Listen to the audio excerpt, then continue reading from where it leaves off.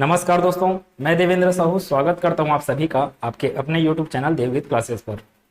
आज के क्लास में हम लोग जो सहायक शिक्षक का मैथ्स का टॉपिक है, संख्याएं, पूर्ण, सम, विषम, अभाज्य एवं विभाज्य संख्याएं, आरोही व अवरोही क्रम, स्थानीय मान, ये टॉपिक आपके सिलेबस में दिया हुआ है। इस टॉपिक को हम लोग आज स्टार्ट कर रहे हैं।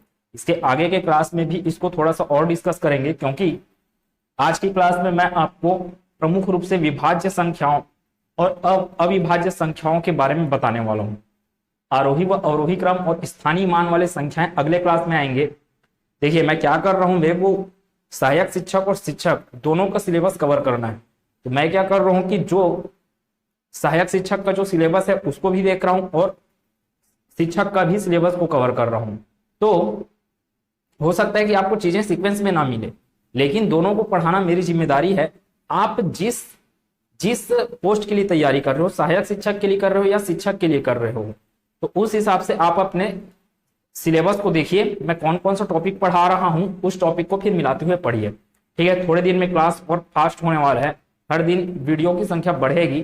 थोड़ा सा 2-3 दिन व्यस्तता है, उसके बाद से वीडियो की संख्या बढ़ जाएगी। क्लास स्टार्ट करता हूं मैं इसके बेसिक कॉन्सेप्ट से। ठीक है, क्या लिखा है? संख्याएं लिखा है। पूर्ण संख्या है ये, सम संख्या, विषम संख्या, अभाज्य संख्या, विभाज्य संख्या। तो ये 5 ही दिया है आपके टॉपिक में। उसमें लिखा नहीं है प्राकृत संख्या, परिमेय संख्या, अपरिमेय संख्या, ये सब चीज नहीं लिखा है। तो मैं उसके बारे में डिस्कस भी नहीं करूंगा, क्योंकि एग्जाम में आपका सिलेबस के अनुसार ही प्रश्न आते हैं। भले ही आपको बुक में पूरा का पूरा दिया रहता है। जैसे कि पिछले बार क्या आया? पिछले बार आया है आपका ये वाला प्रश्न नंबर 4 आया आपके पिछले बार के शिक्षक एग्जाम में। अब यहाँ पे लिखा है अभाज्य संख्या, तो आया सापेक्षता अभाज्य है करके। अभाज्य संख्या पढ़ रहे हैं तो उसी के साथ सह अभाज्य संख्या भी पढ़ लेंगे, क्योंकि ये जो क्वेश्चन है वो सह अभाज्य संख्या का क्वेश्चन है। ठीक है, स्टार्ट करता हूं मैं क्लास। पूर्ण संख्या से स्टार्ट करता हूं। तो पूर्ण संख्या किसे कहते हैं?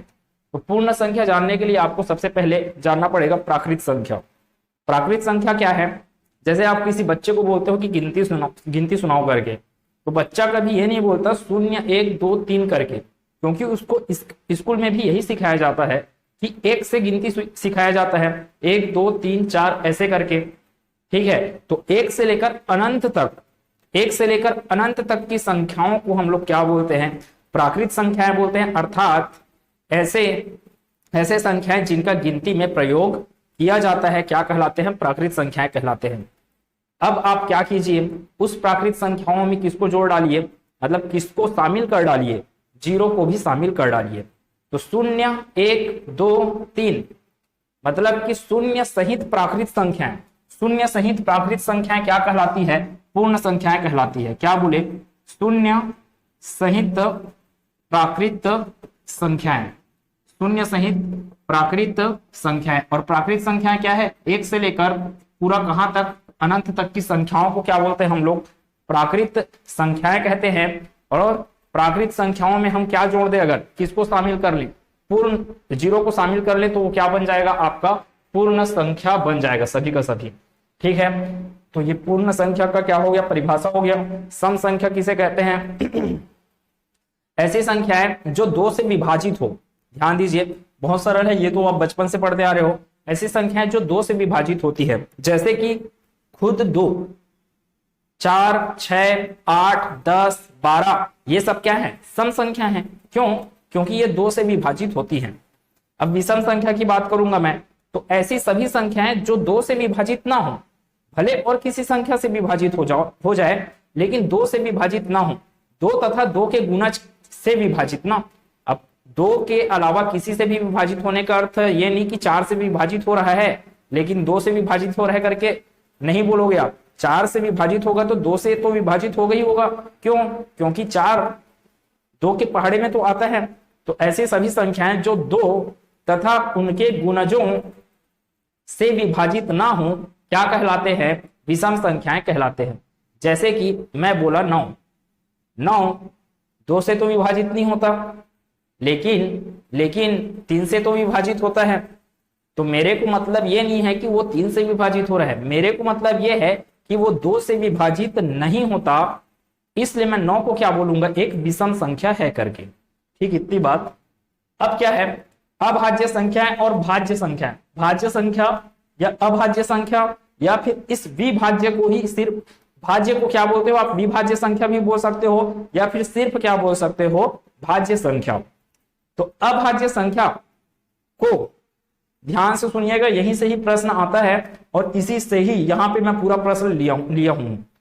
क्या बोलता है, अभाज्य संख्या ऐसी संख्या जो स्वयं के अलावा सिर्फ एक से ही भाग जाए, स्वयं के अलावा सिर्फ एक से ही भाग जाए, क्या कहलाता है, अभाज्य संख्या कहलाता है। मैं जो बोल रहा हूं उस चीज को आप नोट कर सकते हैं, मैं जो परिभाषा बोल रहा हूं, ऐसी संख्याएं जो अपने अलावा सिर्फ एक से भाग जाएगा। जैसे कि मैं बोला सात, सात सिर्फ सात से भाग जाता है और उसके अलावा किससे भाग जाता है, डायरेक्ट एक से।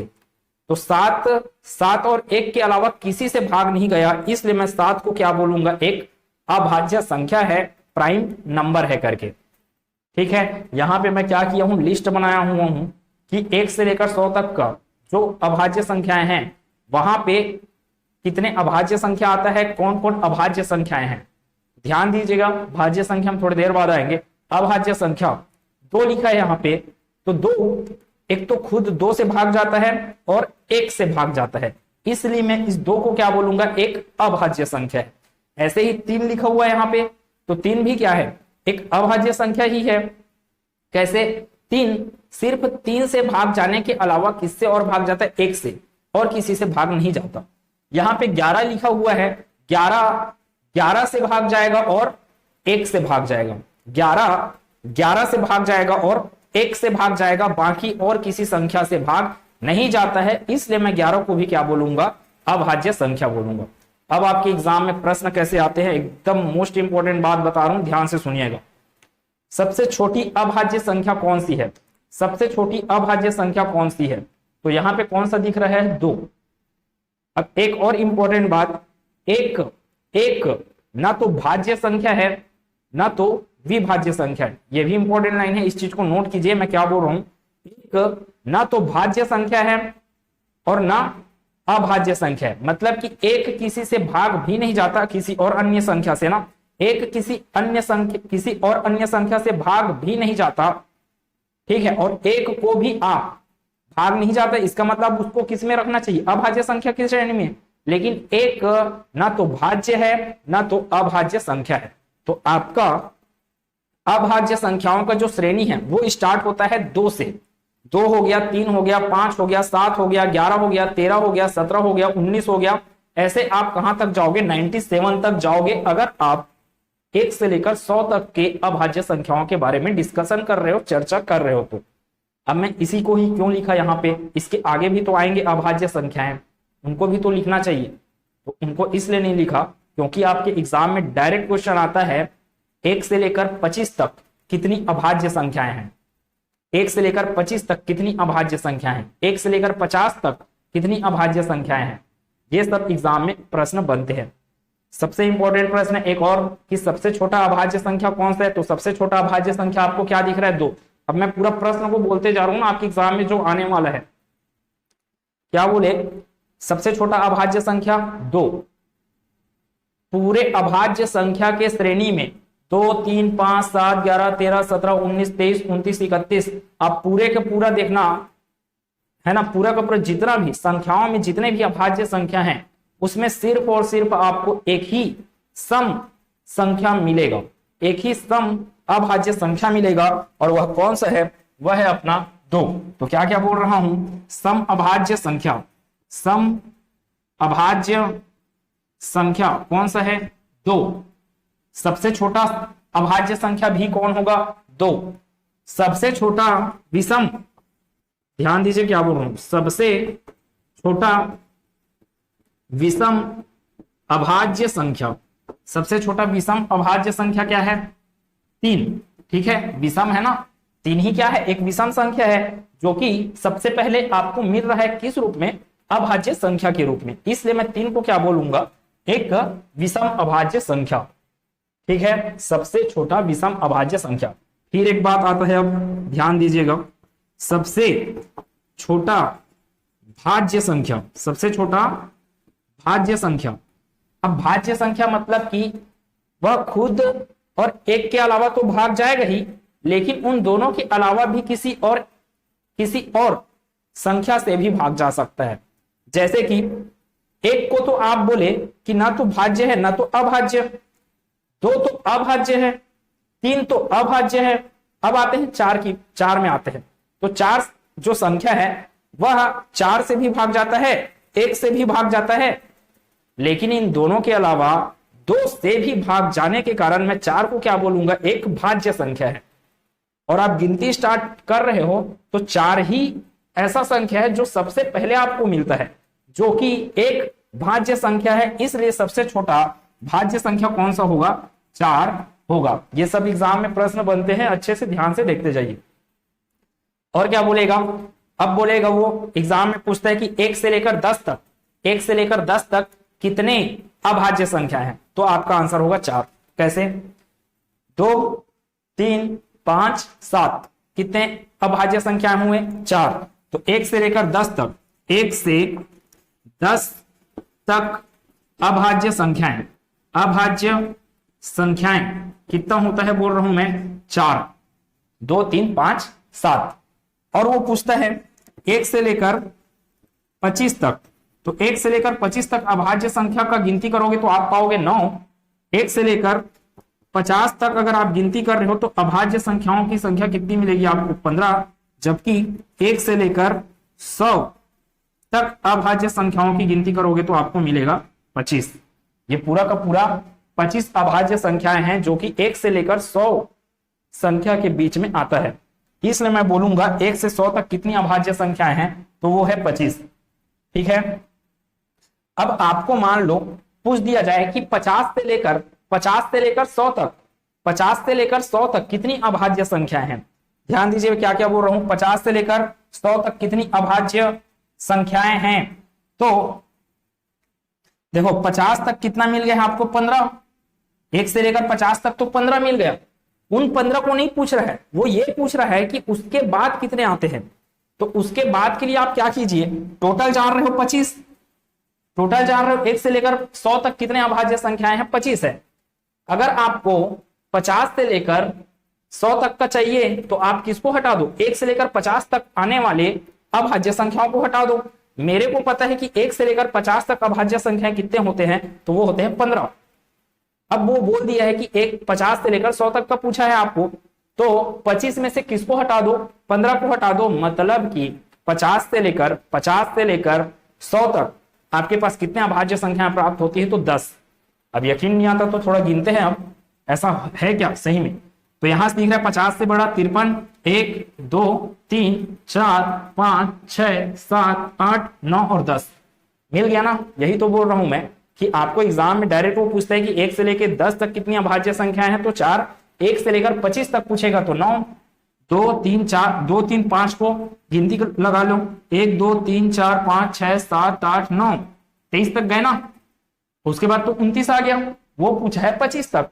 तो 25 से पहले कौन सा अभाज्य संख्या आ रहा है, 23 आ रहा है। और 2 से लेकर 23 तक को आप गिन रहे हो तो 9 अभाज्य संख्या मिल रहे हैं। वैसे ही मैं 50 तक करूं, यहां तक तो 9 आया, 10 11 12 13 14 15 47 आया ना। 47 के बाद तो 53 है अभाज्य संख्या। मतलब कि 47 तक, 2 से लेकर 47 तक मैं गिनती करूंगा तो मेरे को 15 अभाज्य संख्याएं मिलेंगी। और इन्हीं अभाज्य संख्याओं को आप हटा दो तो आपको कितना मिलेगा, 50 से लेके 100 तक कितनी अभाज्य संख्याएं हैं वो मिल जाएगी, जो कि कितनी है, 10 है। ठीक है, आगे बढ़ते हैं। अब आपका एग्जाम में जो प्रश्न बनेगा उन सब की मैं बात करता हूं। अभाज्य संख्याओं पे आधारित प्रश्नों की बात कर रहा हूं। तो कौन अभाज्य संख्या नहीं है, ध्यान दीजिए, कौन अभाज्य संख्या नहीं है। 3 क्या है, अभाज्य संख्या। 7 क्या है, अभाज्य संख्या। 1 क्या है, 1 को तो मैं अभी बोला कि वो ना तो भाज्य है और ना अभाज्य। तो आंसर क्या होगा अपना, ऑप्शन नंबर ए। एक ऑप्शन दिया है नन ऑफ दी एबो, नन ऑफ दी एबो मतलब इनमें से कोई नहीं। इनमें से कोई नहीं का अर्थ क्या हुआ, ऑप्शन ए बी सी तीनों में से कोई भी ऑप्शन सही नहीं है करके बोल रहा है। कौन सा ऑप्शन, ऑप्शन नंबर डी। ठीक है, मेरे को पता चल गया कि ऑप्शन नंबर ए ही क्या है, सही आंसर है। वही क्या है, न तो भाज्य संख्या होता है न तो अभाज्य संख्या होता है। कौन सा अभाज्य संख्या है? अब इस प्रश्न को सॉल्व करने के लिए, थोड़ा सा आपको वर्ग का ज्ञान होना चाहिए, है ना, वर्ग का, संख्याओं के वर्ग का ज्ञान होना चाहिए। इस प्रश्न को थोड़ी देर बाद डिस्कस करते हैं। फिलहाल तीसरे प्रश्न को, कौन एक अभाज्य संख्या है? तो आप यहां पे देखिए कौन एक अभाज्य संख्या है। 49 और 1 के अलावा 7 से भी तो भाग चले जाता है, इसलिए 49 अभाज्य संख्या नहीं होगा। 43 की बात करते हैं, 43 सिर्फ 43 से और 1 से ही भाग जाता है, इसलिए 43 ही क्या होगा, इस प्रश्न का उत्तर होगा। यहां पे लिखा भी है 43 क्या है, आपका एक अभाज्य संख्या है, तो यही पूछता है, ऐसी आएगा आपके एग्जाम में डायरेक्ट। ऑप्शन नंबर बी सही है। 39 क्या है, 3 से भी भाग जाएगा, 13 से भी भाग जाता है, 1 और 39 से तो वो भाग जाएंगे ही। ये जो 39 लिखा हुआ है वो 1 से भी भाग जाएगा, 39 से भी भाग जाएगा, लेकिन उसके अलावा 3 से भी भाग जाता है और 13 से भी भाग जाएगा, इसलिए 39 अभाज्य ना होकर क्या हो जाएगा, भाज्य संख्या हो जाएगा। अर्थात भाज्य संख्याएं वे संख्याएं होती है जो खुद और 1 के अलावा भी किसी अन्य संख्या से भाग चले जाएं या पूर्णतः विभाजित हों। 57 की बात करता हूं तो 57 आपको पढ़ा याद होगा, 19 या 57 होता है, या 3 से भाग देने जाओगे 57 को तो 19 बार में भाग चले जाता है। मतलब क्या हुआ कि 57 1 और खुद 57 के अलावा किसके से भाग जाता है, तो वो जाता है 3 से भी भाग जाता है और 19 से भी भाग जाता है, इसलिए यह एक भाज्य संख्या हुआ, ना कि अभाज्य संख्या। आपको प्रश्न क्या पूछा है, कौन एक अभाज्य संख्या है, तो कौन एक अभाज्य संख्या है, ऑप्शन नंबर बी। ठीक है, इसको भी बात कर लेते हैं डायरेक्ट। इस प्रश्न में थोड़ी देर में आते हैं। संख्याओं का वह युग्म जो सापेक्षतः अभाज्य है, कौन सा युग्म? ये आया आपके एग्जाम में, पिछले बार के एग्जाम में आया ये, तो क्या लिखा है वहां पे, कौन सा युग्म क्या है, सापेक्षतः अभाज्य है? Option number A 21 24, option number B 25 72 दिया है, सी क्या दिया 78 52 और 26 117 दिया है। पूछ क्या रहा है, ध्यान दीजिए, सापेक्षतः अभाज्य पूछ रहा है, वो अभाज्य करके नहीं पूछ रहा है। और अभाज्य करके आप ढूंढने लग जाओगे तो आप दिमाग को कहां फिर करोगे, 21 भाज्य है, 24 भाज्य है, 25 भाज्य है, 72 भी भाज्य है ना, क्योंकि 25 5 से भाग चले जाता है, 72 8 9 6 12 ये सबसे क्या हो चले जाता है, भाग चले जाता है। ठीक है, 18 से भाग चले जाता है, 36 से भाग चले जाता है, 24 से भाग चले जाता है, तो 72 भी क्या है, एक भाज्य संख्या है। 78 भी क्या है, भाज्य संख्या है, 13 से भाग जाएगा, 3 से भाग जाएगा। 52 भी क्या है, भाज्य, 4 से भाग जाता है, 2 से भाग जाता है, 13 से भाग जाता है, 26 से भाग जाएगा, तो 52 भी क्या है, एक भाज्य संख्या। 26 भी भाज्य है, 13 से भाग जाएगा, 117 भी भाज्य है, 13 से भी वो भाग जाएगा, 9 से, किससे बोल रहे हैं, 9 से भी भाग जाएगा, 3 से भी भाग जाएगा, तो सभी तो भाज्य संख्याएं हैं। आपको पूछ रहा है सापेक्षता अभाज्य। अब आप फिर सोच में पड़े हो कि सब चीज तो भाई साहब दे दिया है भाज्य संख्याओं को, और वो प्रश्न ही गलत पूछ रहा है अभाज्य संख्या लिख कर करके। तो ध्यान दीजिए लिखा क्या है, सापेक्षतः अभाज्य लिखा है। अब सापेक्षतः अभाज्य का मतलब क्या है, को प्राइम का होना। को प्राइम मतलब सह अभाज्य संख्याएं। अब सह अभाज्य संख्याएं क्या होती है, तो संख्याओं का ऐसा जोड़ा जिनमें कोई कॉमन ना निकले, और कॉमन अगर मतलब उभयनिष्ठ निकल रहे तो वो भी क्या निकले, सिर्फ एक निकले। या इसको आप एससीएफ के पदों में क्या बोलते हो, किसमें बोल रहा हूं, महत्तम समापवर्तक के पदों में क्या बोलते हो, संख्याओं का ऐसा जोड़ा जिसका महत्तम समापवर्तक कितना आए, एक आए। अब ये महत्तम समापवर्तक की बात आ गई तो इसको अब फिर मैं एलसीएम एससीएफ में बताऊंगा। फिलहाल आपके दिमाग में इतना होना चाहिए कि संख्याओं का ऐसा जोड़ा जिसमें से उभयनिष्ठ आप निकालोगे तो सिर्फ निकले क्या, एक। अब इसको मैं करके दिखाता हूं आपको थोड़ा सा। देखिए ऑप्शन क्या क्या लिखा है, 21 लिखा है, 21 है, 24 है, 25 72 है, 25 है, 72 है, और उसके बाद है 78 52 है, एक क्या लिखा है 26 और 117 लिखा हुआ है। मैं क्या बोला, उभयनिष्ठ कितना निकलना चाहिए, एक निकलना चाहिए। तो कौन से जोड़े में एक निकल रहा है? सबसे पहली बात, ये जो 21 और 24 है, ये 3 से भाग चले जाएंगे ना, 3 से भाग चले जाएंगे, इसलिए 21 में से क्या निकल सकता है, 3 निकल सकता है। 3 सत्ते 21, 3 अट्ठे 24। तो कॉमन इसका उभयनिष्ठ क्या निकला, 3 निकला। निकलना क्या चाहिए था, 1। तो जिस जोड़े में 1 निकलेगा वही मेरा आंसर होगा। ठीक है, यहां पर 25 और 72 है। 25 और 72 में आप कितना भी कॉमन निकाल लो, 5 से ये भाग जाएगा, लेकिन 5 से 72 भाग नहीं जाएगा। 3 से 72 भाग जाएगा, 2 से 72 भाग जाएगा, लेकिन 3 और 2 से, 3 2 6 12 18 24, इन सब से क्या जाएगा, भाग जाएगा कौन, 72 भाग जाएगा। लेकिन जितने संख्याएं मैं बोला, 2 3 2 3, किसके लिए और बोल सकते हैं, 4 के लिए भी आएगा, 2 3 4 6 12 18 36, उन सब 18 24, उन सब संख्याओं से 25 भाग नहीं जाता। तो डायरेक्ट यहां से क्या कॉमन निकलने वाला है, उभयनिष्ठ 1 ही निकलने वाला है।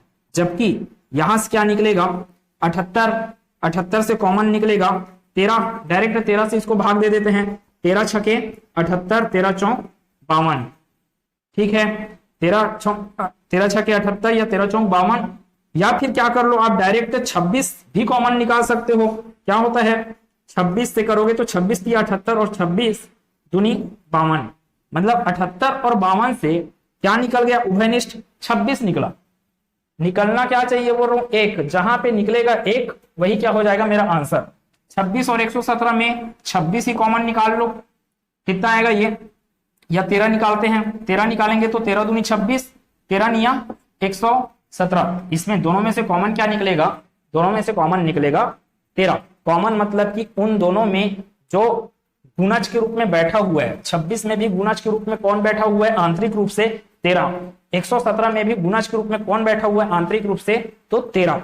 ठीक है, तो 2 और 9 बचेंगे अंदर में, कॉमन क्या निकल गया 13। ये भी क्या हुआ, एक नहीं है, मतलब कि ये सब क्या हो गए, ये सह अभाज्य संख्याएं नहीं है। आपको मिल रहा है कहां पे मिल रहा है आपको कॉमन 1, तो कौन सा मिल रहा है, 25 और 72 वाला। तो ऑप्शन नंबर बी ही क्या होगा, मेरे प्रश्न का उत्तर होगा। यही आपके एग्जाम में पिछले बार शिक्षक भर्ती में आया हुआ है। अब एक और बात, फिर ये कौन से प्रश्न की बात किया हूं मैं, ये चौथा प्रश्न की बात किया हूं। अब मैं 5वें प्रश्न की बात करता हूं। 5वां प्रश्न, कौन एक जुड़वा अभाज्य जोड़ी है। क्या बोला, अभाज्य तो बोला, लेकिन किस रूप में बोला, वो जुड़वा अभाज्य जोड़ी। अब आप देखोगे 3 भी तो अभाज्य है, 7 भी तो अभाज्य है, 5 भी तो अभाज्य संख्या है, 7 भी अभाज्य संख्या है, 5 भी अभाज्य संख्या, यहां पे दिख रहा है ना आपको, 11 भी अभाज्य संख्या, 7 भी 11 भी अभाज्य संख्या है। अब आपको कॉन्सेप्ट नहीं पता है, किस चीज का कॉन्सेप्ट बोल रहा हूं, जुड़वा अभाज्य जोड़ी का कॉन्सेप्ट अगर आपको नहीं पता है तो फिर आप यहां पे गलती करोगे। जुड़वा अभाज्य संख्या का जोड़ी क्या होता है, ऐसी अभाज्य संख्याएं जिनके बीच में 2 का अंतर हो, जिनके बीच में 2 का अंतर हो, क्या कहलाते हैं, जुड़वा अभाज्य जोड़ी कहलाते हैं। जैसे कि 3 और 7 है तो अभाज्य संख्या, लेकिन अंतर कितना है, 4 का। 5 और 7 है तो अभाज्य संख्या, लेकिन हाँ यहां पे आ गया 5 और 7 अभाज्य संख्या है, इनके बीच में अंतर कितना है, 2। तो यही मेरे प्रश्न का उत्तर होगा। 5 और 11 है तो अभाज्य संख्या, लेकिन इनके बीच में कितने का अंतर है, 6 का अंतर है, तो ये जुड़वा अभाज्य जोड़ी नहीं होगा। वैसे ही 7 और 11 के बीच में 4 का अंतर है, तो ये क्या होगा, अभाज्य, कौन सा अभाज्य, जुड़वा अभाज्य जोड़ी नहीं कहलाएगा। सभी के सभी तो अभाज्य संख्याएं हैं, लेकिन जुड़वा अभाज्य जोड़ी कौन सा है, ऑप्शन नंबर बी। फिर से सुनिएगा मैं क्या बोला, ऐसे अभाज्य संख्याओं का जोड़ा जिनके बीच में कितने का अंतर हो, 2 का अंतर हो, जिनके बीच में 2 का अंतर हो, क्या कहलाते हैं, जुड़वा अभाज्य जोड़ी कहलाते हैं। अब ये 6वां प्रश्न भाज्य संख्याओं पे आधारित है, आप स्क्रीनशॉट ले सकते हैं। मैं कौन से प्रश्न, ये जो बचा हुआ है क्वेश्चन नंबर 2 अभाज्य संख्या वाला, इसको मैं आपको थोड़ा डिटेल में बताने वाला हूं। देखिए प्रश्न क्या बोल रहा है, दूसरा प्रश्न आपको पूछ रहा है 161, 147, 373, 437 में कौन सा संख्या अभाज्य संख्या है करके। अब आप तो पढ़ के बैठे हुए हो 1 से लेकर 100 तक के अभाज्य संख्याओं को, अब वहां पे हड़बड़ा गए, एकदम होश उड़ गया इतने को देखकर 161 अभाज्य है कि क्या है करके। तो इसके लिए आपको क्या करना पड़ेगा, वर्ग याद रखना पड़ेगा। किसका किसका वर्ग बोल रहा हूं, 1 2 3 4 5 6 7 8 9 10 11 12 13 14 15 16 17 18 19 20 21, आपको 30 तक याद रखना है। मैं आगे और नहीं बता रहा हूं, आपको 30 तक याद रखना है। देखो 1 का वर्ग कितना है 1, 2 का वर्ग कितना आएगा 4। वर्ग बोलने का अर्थ यह है कि 2 का अपने आप में 2 बार गुना, ठीक है। ये क्या चल रहा है, वर्ग चल रहा है। 3 का 9 आएगा, 4 का कितना आएगा 16, 4 का 16, 5 का 25, 6 का 36, 7 का 49, फिर 8 का 64, 9 का 81, 10 का 100 आएगा। 11 का कितना होता है 121, 12 का 144, 13 का 169, 14 का 196, 15 का 225, 16 का 256, 17 का 289, 18 का 324, 19 का 361। मतलब 19 को 2 बार आप किए गुना तो आपको क्या मिलने वाला है 361 मिलने वाला है। 20 का 400, 21 का 441, 22 का 484, ठीक है। आगे और कर सकते हो आप। अब आपके पास ये तो प्रश्न आ गया 161 अभाज्य है कि भाज्य है। अब आप कैसे चेक करोगे 161